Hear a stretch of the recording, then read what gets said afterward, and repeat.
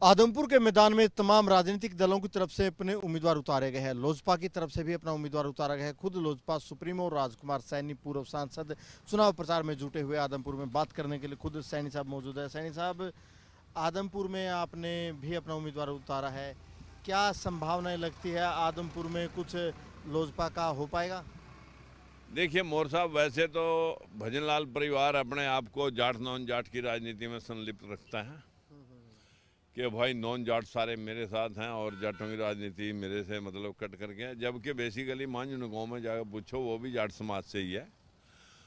हमारा यहाँ जाति पाति से कोई मतलब नहीं है। हमारा मकसद है सिर्फ जो समाज जिनका इस्तेमाल भजनलाल परिवार लगभग पिछले 50 साल से कर रहा है।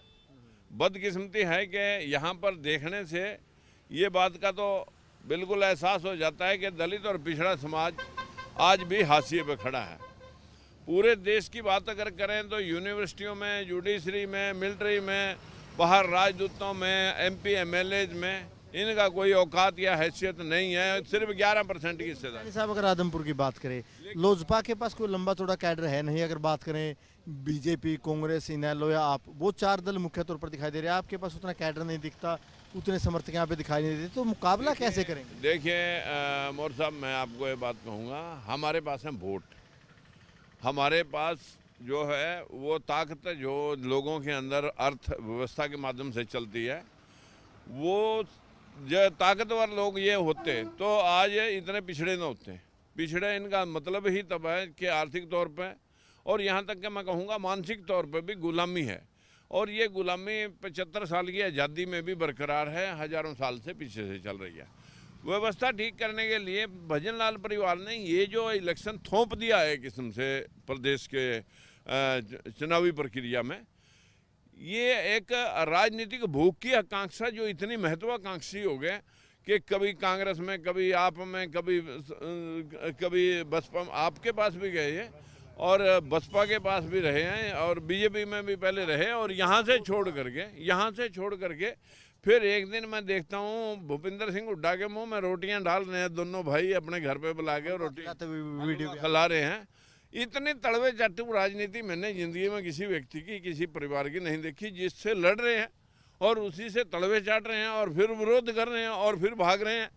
ये आकस्मिक तौर पर जो प्रदेश का पैसा बर्बाद होगा, राजनीतिक पार्टियों का पैसा बर्बाद होगा, 1.5 साल बाद, 2 साल बाद इलेक्शन है दोबारा। जाट नॉन जाट का भी जिक्र किया।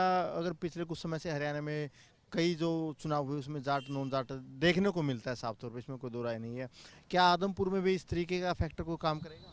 देखिए, हम उस तबके की लड़ाई लड़ते हैं। हमारा कोई जाट नॉन जाट का विषय नहीं है। हमारा विषय है कि जो दलित और पिछड़ा है, जिसकी वोट ही 85-80% है, वो लोग बेचारे हाशिए पे हैं। हम उनको जागरूक करने के लिए राजनीतिक मैदान में हैं। ये जीतेगा कौन, हारेगा कौन, ये फैसला जनता ने करना। जनता के पास, हमारे पास वोट हैं, पैसे हमारे लोगों के पास पैसे नहीं हैं। आप वोट की बात कर रहे हैं, लेकिन पिछले कुछ समय की अगर बात करें हरियाणा की राजनीति में जो आपके बयान रहते थे, एक वर्ग आपका पूरा विरोध करता था। फिलहाल आदमपुर में क्या लग रहा है, आपके जो तेवर है वो भी थोड़ा सा नरम है? कितना विरोध अब राजकुमार सैनी का होता है यहाँ पर?